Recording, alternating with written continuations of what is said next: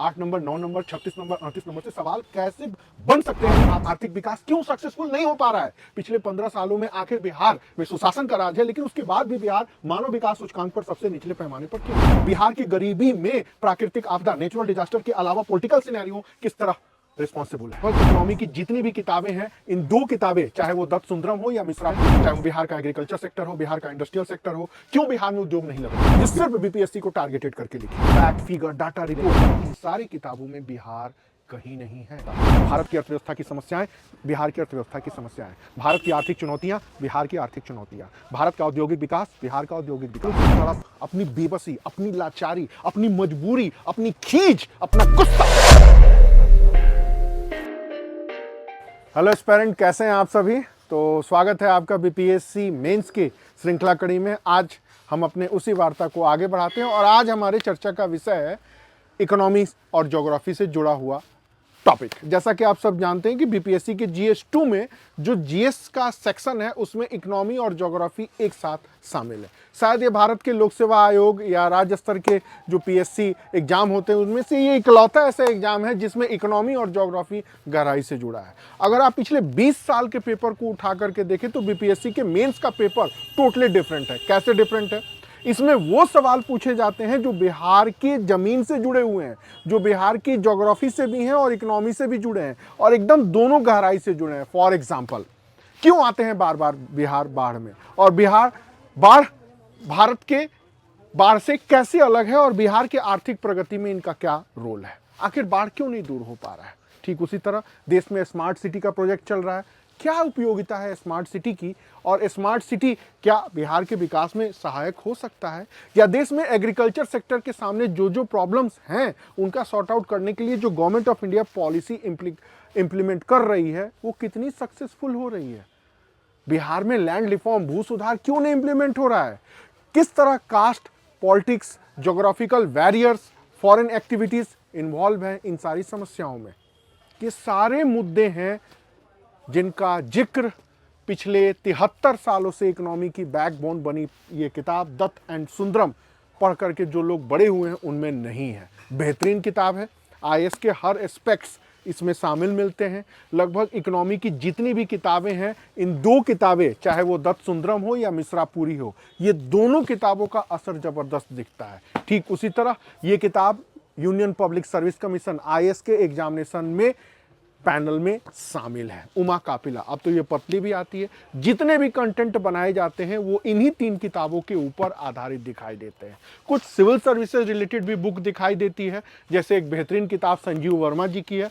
पिछले 13 सालों से ये किताब सबसे अच्छी है। मैं अपने आईएएस के बच्चों को इसी किताब का रिकमेंडेड करता हूं, बट ये बीपीएससी के लिए उतनी यूजफुल नहीं है। ठीक उसी तरह टाटा मेग्राहिल की ये किताब रोमेश सिंह की अपने आप में बहुत अच्छी किताब है, बट ये भी आईएएस के लिए है। बीपीएससी के लायक इसमें कंटेंट उतने अच्छे तरीके से नहीं दिया गया। ठीक उसी तरह एक ये भी है पियर्सन पब्लिकेशन की किताब, ये भी बहुत अच्छी है। ठीक उसी तरह ये भी है विवेक सिंह जी की किताब, ठीक ठीक सो है।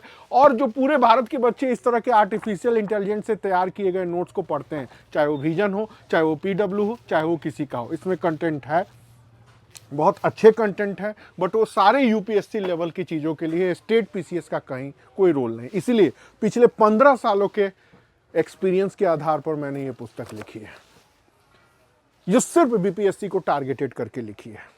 11 लेसन्स हैं, चाहे वो बिहार का एग्रीकल्चर सेक्टर हो, बिहार का इंडस्ट्रियल सेक्टर हो, क्यों बिहार में उद्योग नहीं लग रहे हैं, बिहार के उद्योग में न लगने के पीछे जातीय राजनीति किस तरह प्रभावी है, बिहार की गरीबी में प्राकृतिक आपदा, नेचुरल डिजास्टर के अलावा पॉलिटिकल सिनेरियो किस तरह रिस्पॉन्सिबल है, कैसे है भारत के गाँव की बनावट और बिहार की गाँव की बनावट, क्यों है बिहार में पिछड़ापन, बिहार का भावी आर्थिक विकास क्यों सक्सेसफुल नहीं हो पा रहा है?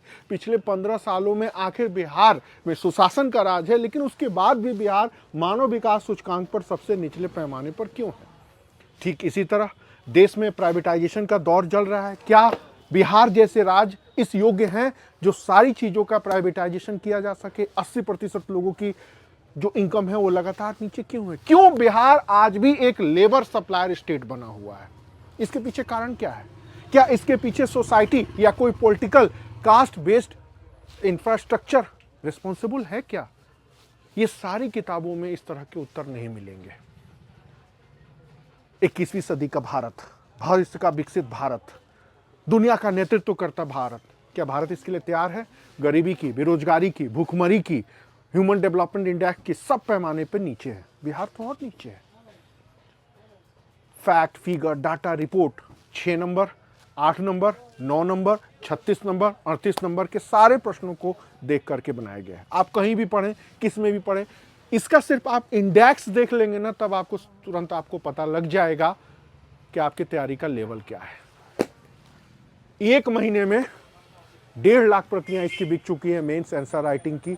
इसमें सारी चीजें हैं, आंसर से लेकर के कैसे लिखते हैं, उत्तर भी मॉडल दिया गया है, ऐसे भी दिया गया है। लेकिन इसी में 6 किताबों की श्रृंखला कड़ी में यह तीसरी किताब है जो आ चुकी है और लगभग 7,000 प्रतियां पिछले 3 दिनों में निकल चुकी है। अब देखते हैं आप कब इसको उलटते हैं। एक बार उलटिए, इंडेक्स को देखिए, उसमें टॉपिक्स को देखिए।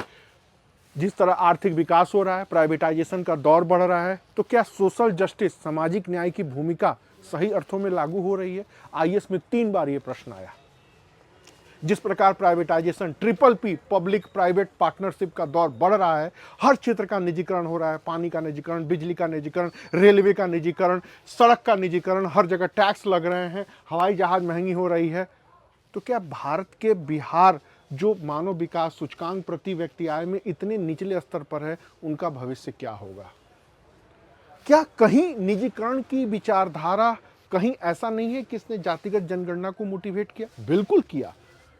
इसी ने आरक्षण के दायरे को विस्तार करने की बात की है। क्या भारत में कुछ 2-3 राज्यों में प्राइवेट सेक्टर में रिजर्वेशन को इंप्लीमेंट किया गया, तो क्या बिहार में भी प्राइवेट सेक्टर में रिजर्वेशन इंप्लीमेंट करने की जरूरत है? ठेंगा किसी की नहीं है। किसी को सरकारी क्षेत्र में, प्राइवेट क्षेत्र में रिजर्वेशन नहीं चाहिए, सबको सरकारी क्षेत्र में चाहिए। ठेके में भी रिजर्वेशन दिया जाना चाहिए। ऐसे सारे गंभीर मुद्दे इस पुस्तक में हमने शामिल किए हैं। एक बार जब आप इंडेक्स खोलिएगा ना, पढ़िएगा ना, तो अपने आप आपको समझ में आ जाएगा कि यह पुस्तक इन सारे पुस्तकों से बेहतर नहीं, यूजफुल कैसे है। मैं एक शब्द का प्रयोग करता हूं, यूजफुल, लाभदायक। ये सारी इकोनॉमी की किताब जो मैंने आपको दिखाई है अपने आप में बेहतर है, तभी तो इतने दिनों से चल रही है। पूरे भारत के लोग इसको पढ़ते हैं, तो इसमें कहीं कोई कमियां नहीं है। कमियां सिर्फ एक है कि ये बीपीएससी को ध्यान में लिख करके नहीं बनाई गई, और मैंने सिर्फ बीपीएससी को फोकस करके एग्जाम बनाया। आईएएस के लिए अलग लिखा है, यूपीपीसीएस के लिए अलग लिखा है, और बीपीएससी के लिए अलग लिखा है। ज्योग्राफी का और इकोनॉमी का मिक्सअप, यही सवाल पूछे जाते हैं। जो 4 मैं 5 सवाल बताता हूं, ध्यान से सुनिएगा। आर्थिक विकास और आर्थिक समृद्धि में संबंध स्थापित करें, और बिहार में इसकी आवश्यकता और अपरिहार्यता पर टिप्पणी करें। पहला सवाल, मतलब हमारे देश में जीडीपी का ग्रोथ बढ़ रहा है, पर कैपिटा इनकम बढ़ रहा है, बट इसका बेनिफिट लोगों तक नहीं पहुंच रहा है। बिहार में जो भी बेनिफिट हुआ है वो माइग्रेशन से हुआ है। बिहार में आज भी उद्योग क्यों नहीं लग पा रहे हैं, उन सारी चीज़ों का रिपोर्ट इसमें शामिल है। एक और, बिना आर्थिक विकास के सोशल जस्टिस नहीं हो सकता, और बिना सोशल जस्टिस के आर्थिक विकास बेकार है। कहने का मतलब है कि हम जितना भी डेवलपमेंट कर ले, अगर गांव के लेवल पर हर जाति, हर समुदाय, हर क्षेत्र के लोगों को उस डेवलपमेंट का फायदा नहीं मिला तो बेकार है। यही है सवाल जो आईएएस में आया था, अब बीपीएससी में आने की पूरी संभावना है। ये PPP का मॉडल क्या होता है? आपको अपने ही देश में, अपने ही राज्य में, अपने ही घर पर जाने पर 4 बार टोल टैक्स देना पड़ता है। सही है या गलत? हर क्षेत्र का सरकार निजीकरण कर रही है, नौकरियों को ठेके पर डाल रही है। तो क्या बिहार जैसे पिछड़े राज्य, जहां का मानव संसाधन इतना पिछड़ा है, गरीब है, बेबस है, लाचार है, अगर हर चीज का निजीकरण हो जाएगा तो वेलफेयर स्टेट, कल्याणकारी राज्य कहां से पूरा होगा? ये है लेवल बीपीएससी का। सारे मेंस के सवाल मैंने आपको इसे बोल के दिखा दिए। अब आप इन सारे किताबों को उठाइए, 25-25 पेज में आपको मैटर मिलेगा, बट इन सारे किताबों में बिहार कहीं नहीं है।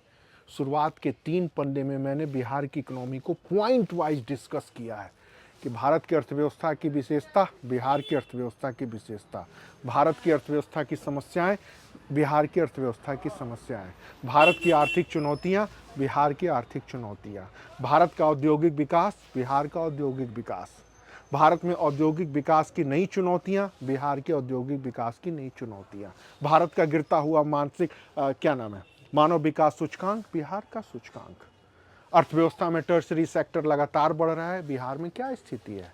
क्या बिहार इस योग्य है कि महंगे 22 रुपये प्रति यूनिट के सोलर एनर्जी को यूज कर सके? ये सारे मुद्दे हैं जिनका कहीं कोई उत्तर नहीं है। मुझसे इंटरव्यू में पूछा चेयरमैन साहब ने, mister Nath, what you think about atomic energy for your state, मतलब भारत के परमाणु ऊर्जा की नीति के बारे में आपके क्या विचार हैं और आप अपने राज्य को किस रूप में देखते हैं। I have no answer. दूसरा उसने सवाल पूछा, Mister Nath, what you think about industrial policy of Bihar. मेरे पास प्रैक्टिकल एस्पेक्ट नहीं थे, डाटा सब याद था, फैक्ट पूरा याद था, पर 4 लाइन का उत्तर नहीं था कि सर बिहार की इतने प्रतिशत जनसंख्या बाढ़ प्रवण क्षेत्र, इतने प्रतिशत जनसंख्या सूखा प्रवण क्षेत्र, इतने प्रतिशत जनसंख्या का कुशल न होना, इंफ्रास्ट्रक्चर की सुविधा न होना, इसके वजह से चाहे पॉलिसी कितनी भी अच्छी बना लें सक्सेसफुल नहीं हो पा रहा है। यही तो बोलना था 5 लाइन, बट ये नहीं बोल पाया मैं। अपने 15 सालों की तड़प, अपनी बेबसी, अपनी लाचारी, अपनी मजबूरी, अपनी खींच, अपना गुस्सा अक्षर के रूप में निकाला है, शब्द के रूप में निकाला है। एक बार पढ़िएगा ना तो इन सारी किताबों से ये किताब कैसे सर्वश्रेष्ठ है, नॉट सर्वश्रेष्ठ, यूजफुल है, आपको पता लग जाएगा। बस यही बात मैं कहने वाला हूँ। तो जीएस के सेकंड पेपर में इकोनॉमी के बारे में, माफ़ करिएगा मैंने आंसर राइटिंग दिखा दी। ये किताब क्यों इतनी बेहतरीन है, ठीक है, ये आपको खुद ब खुद पता लगे। एक बार बस आप इंडेक्स को देखिए, पन्ना को पलटिए, 8 नंबर, 9 नंबर, 36 नंबर, 38 नंबर से सवाल कैसे बन सकते हैं आप इसको देख के ही समझ जाएंगे। फिर उसको पलटिए और एक बार पढ़ने पर आपके माइंड में सारे फैक्ट ना आए तो फिर आप मुझे कमेंट करके बताइएगा, मैं पढ़ना पढ़ाना सब छोड़ दूंगा। इतनी सारी किताबें आने वाली हैं, आउट ऑफ स्टॉक हो चुकी हैं, यही इस पुस्तक की सबसे बड़ी विशेषता है और पिछले 20 सालों के मेरे परिश्रम का निचोड़ है। 15 साल बीपीएससी और 5 साल खुद की तैयारी, ठीक है। तो इकोनॉमी के बारे में आज बस इतना ही। अगली वार्ता में हम लोग पॉलिटी, साइंस एंड टेक्नोलॉजी, 2 चीज़ें बची हुई हैं उनके ऊपर डिस्कस करेंगे। Okay, thank you.